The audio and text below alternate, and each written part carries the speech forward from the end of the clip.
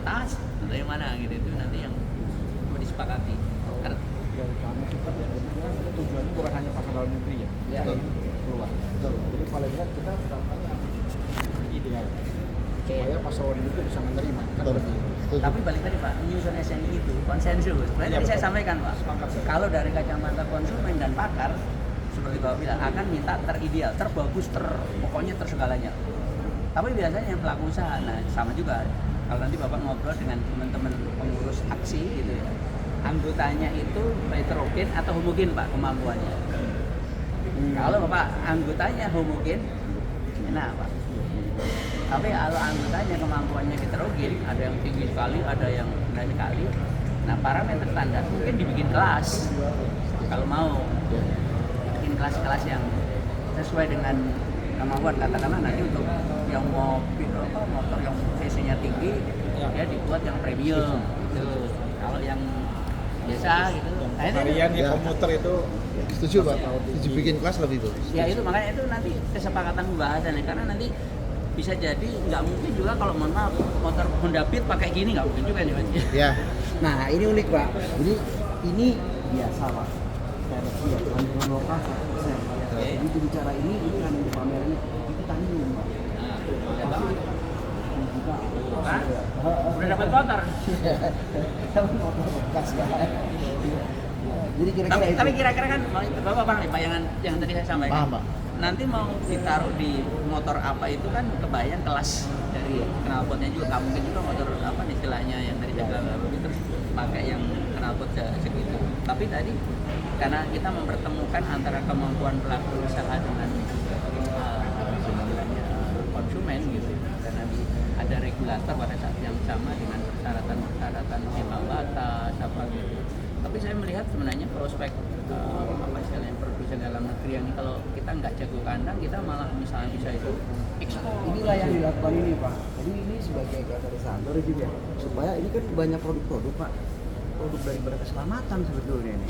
Dan Indonesia itu kan konsumsi, dan harapan kami kalau punya standar artinya sudah tidak pusing lagi orang mau udah standar ini. Gitu. Ini contohnya di sebelah ini ada ini Pak, knalpot yang palsu Pak. Mana knalpot palsu Bos? Knalpot palsu mana?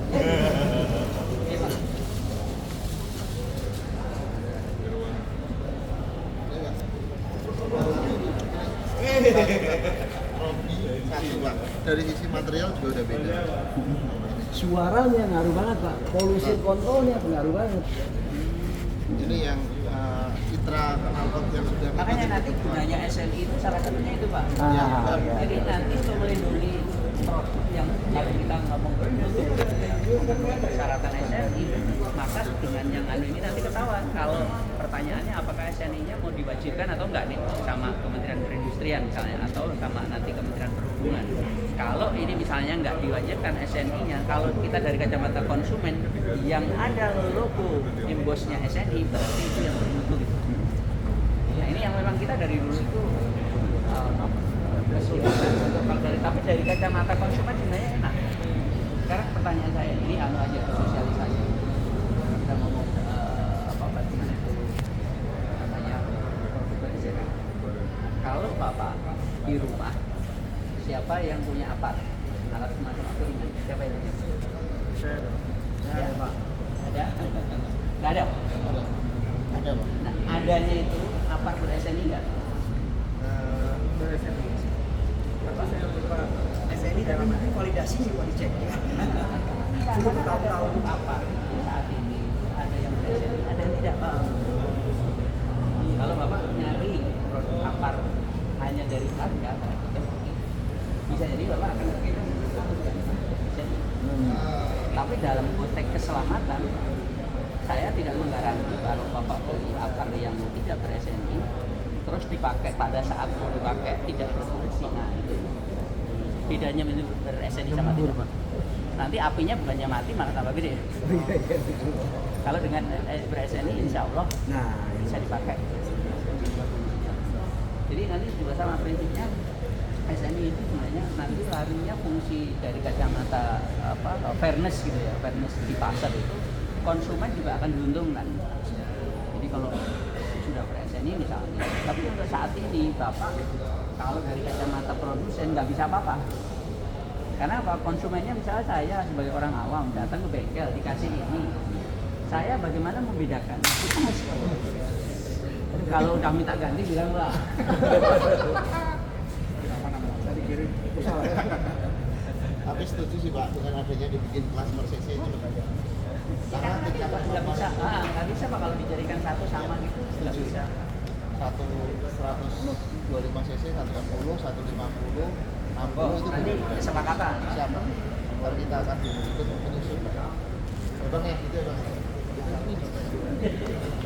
Nanti kami akan membentuk inisiatif untuk program antar kementerian dan juga dengan pelaku usaha dan beberapa praktisi ya dengan konsumen juga.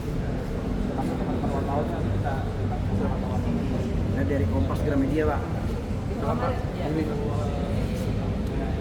Kemarin yang sebelumnya direktur saya datang terus berita yang muncul di koran itu dengan apa yang disampaikan tapi ya maklum lah bahasa koran kan gitu banyak media itu cara mengemasnya menjadi tergantung dari sudut pandang angle-nya gitu maknanya tapi jadi positif karena kalimatnya kan gini ini nih kenapa mau dijadikan produsen siap tunduk gitu. Padahal kan kalau SNI sukarela selama belum diberlakukan wajib sukarela tadi saya sampaikan sukarela itu yang akan menerima manfaat adalah si produsen dan konsumen untuk fairness tadi itu bahwa produk yang sekarang ini kan kita hanya kata klaim aja.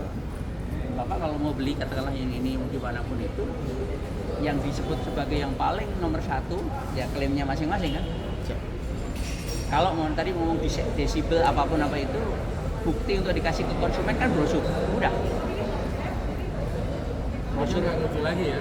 Oh udah percaya ya? Percaya aja kan. Tapi kalau saya konsumen cerdas, Bapak ujinya di mana? Begitu ujinya di perusahaan di lab saya sendiri kayak gitu ya.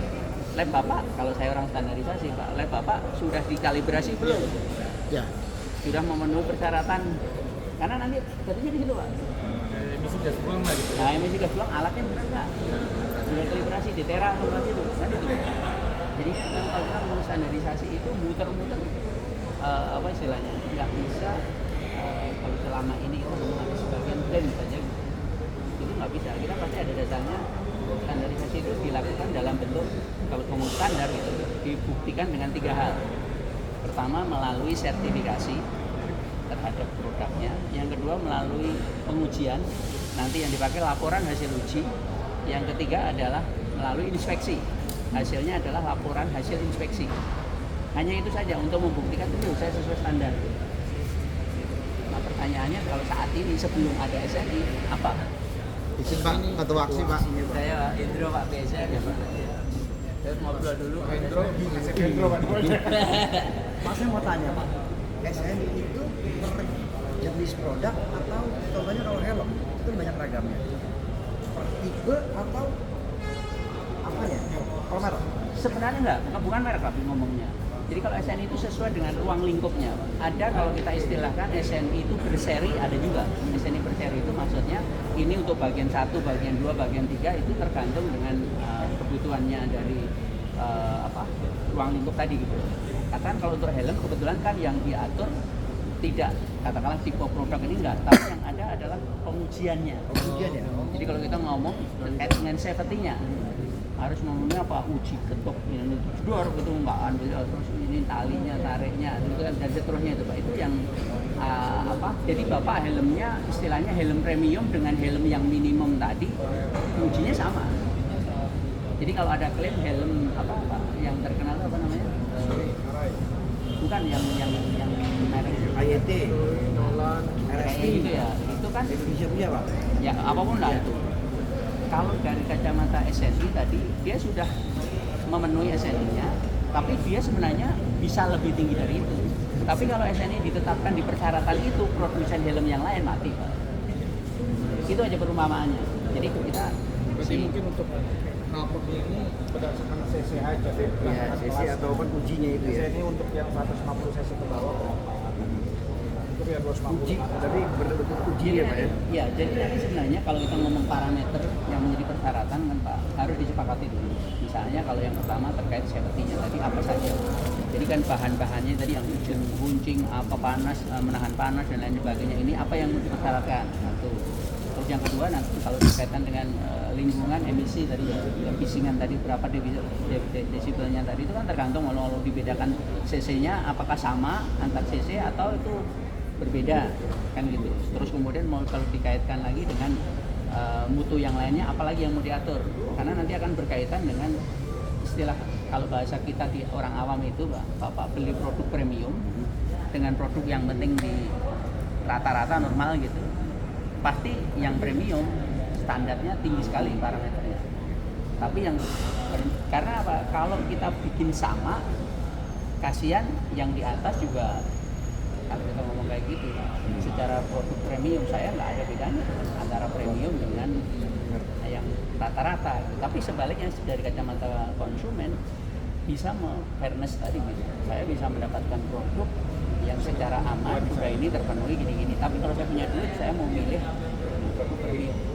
Ini karena berlakunya kayak ada biar gampang gitu. Namanya SNI untuk lampu pijar itu yang kalau Bapak tahu. Selama ini kalau kita nyebut merek gitu ya, orang mempercayai Philips.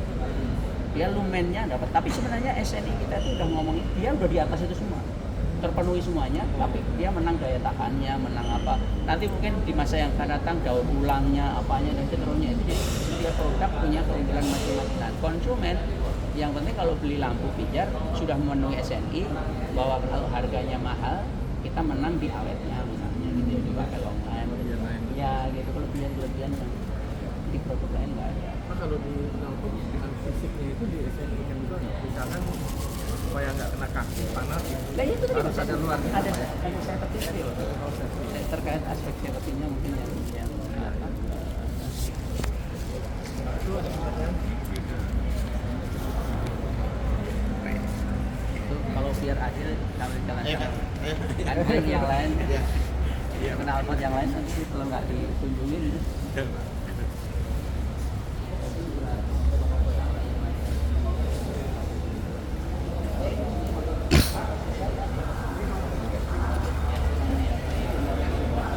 Pelindung ini.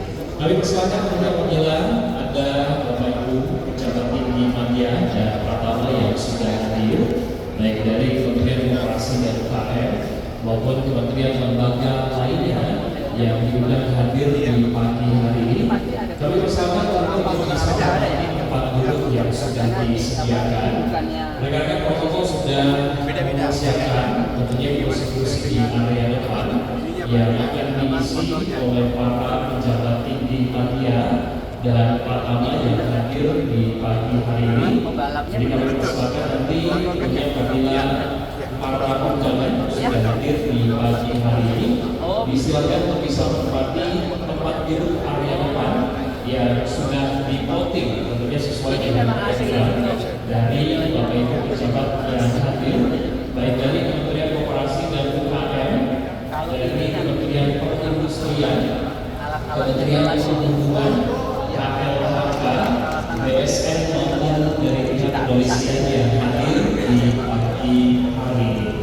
Kami mohon bantuan tentunya nanti dari hadirin para pelaku usaha yang sudah hadir, karena nanti tentunya selain demo yang akan kita lakukan di pagi hari ini, nanti akan ada juga agenda untuk test drive di area luar, di mana ini telah disediakan berbagai macam motor yang nanti akan dites bersama-sama di pagi hari ini menggunakan knalpot produsen lokal Indonesia.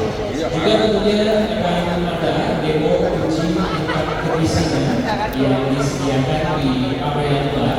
Ya nanti tentunya setelah acara resmi dari demo di pagi hari ini kita laksanakan, kita sama-sama tentunya akan melaksanakan test drive dan metode uji tingkat kemisingan yang akan kita ikuti bersama.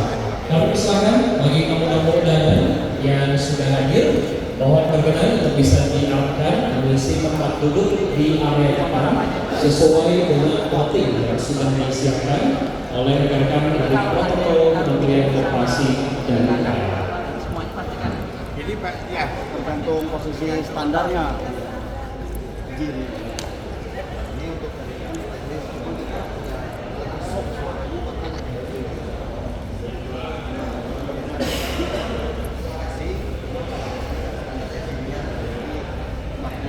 jadi sebenarnya suaranya di bawah dari 80 dB.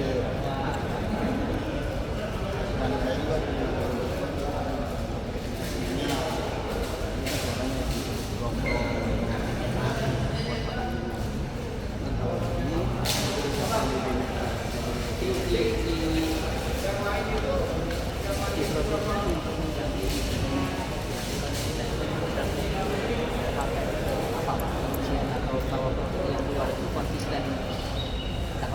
spesifikasi yang Bapak klaim untuk menjamin konsistensi biasanya pakai apa?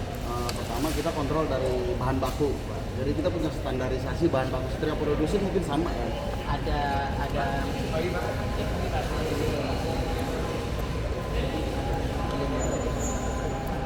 maksudnya kan kalau Bapak pernah dengar 91 ya, misalnya 91 itu ada dokumentasi yang tujuannya untuk menjamin konsistensi produk yang dihasilkan. ya itu kita kan tempat pakai Dewi Cleaner, baca Dewi Cleaner pengetesan segala macam. Ini benar-benar dia. Nah, nanti kan dia gini Pak, Iya. kalau sudah memulai dengan desain Iya. yang konsisten, Iya. dokumentasi produksi itu Iya. harus punya enggak? Oh iya, itu Kalau nggak. itu terkait dengan output produk yang konsisten, Iya. harusnya diatur. Betul. Jadi tidak bisa Iya. dipersyaratkan bahwa si produsen harus memiliki katakanlah instruksi kerja apa pokoknya yang terdokumentasi lah. Ada itu bisa. Bukan, maksudnya gini Pak, itu sebenarnya kita kan mau bikin SNI nanti SNI terkait produk. Pada saat kita ngomong produk kan diperlukan konsistensi waktu memproduksi. Kita menjamin konsistensi harus ada dalam bahasa Inggris harus ada si kerja apa yang karena nanti kan terkait tadi dengan kamu screening apa kalau kita ngomong bisnis proses dari kamu gimana ya? Iya, betul. Nanti sampai di prosesnya sampai kita mau konsumen itu seperti apa? Iya. Karena ini di banyak kasus di produksinya udah benar, begitu packingnya salah, anak bapak yang ngomong di konsumen. Iya. Betul. Padahal packingnya Iya. jadi itu menunjukkan konsumen Iya. bahwa nanti setelah di konsumen ternyata ada modifikasi di dan lain sebagainya. Nah, itu Beda. Produsen. tapi Bapak, kalau dalam bahasa konsumen ini saya terima sesuai klaim Bapak. Nanti kalau yang ngomong dalam saya konsumen mendapatkan ini udah bertanya. Iya. Saya percaya Betul. sudah melalui Ya katakan proses apa kita nggak akan mengatur ininya Pak. Bahasa apanya bentuknya apa itu kan terkait seni. Apa sih Kreasi. kreatif. Kita nggak ngatur itunya. Di SNI di standar itu enggak. Kita nggak boleh bisa karena bahaya. Yang kita lakukan adalah itu tadi safety-nya, tata suaranya. Iya. Kalau model menjadi masalah. Iya. Karena bisa jadi Bapak Iya. sudah mungkin dipakaikan gitu ya. Ini desain jatuh ini. Iya. Nah ya mungkin Bapak bisa. Apakah ini dipatenkan atau enggak? Kalau ini ya, Brand ya, cuman kalau desain model ada patennya, cuman kalau ini belum. Nah itu nanti kesepakatan ada aksi itu Pak. Jangan-jangan nanti misalnya Bapak punya Bapak di Iya. Di plak. plak. Iya. Boleh nggak Bapak berkenan nggak? Enggak jelas berkenan. tidak boleh. Nah, ini Makanya. ketua apa namanya? Lah, makanya kan kita menunjuk standar itu Pak. Saya harus menunjuk. Dari model juga Pak, standar ya. Emang maksudnya dari model itu saya Mana hak yang paten. mana yang mau diatur di standar mana yang diserahkan kepada produsen bagian dari kreativitas. Iya. Bapak boleh berkreasi apa aja, itu dia ini misalnya bahkan bahannya panas, misalnya gitu, apa namanya biasanya. Tapi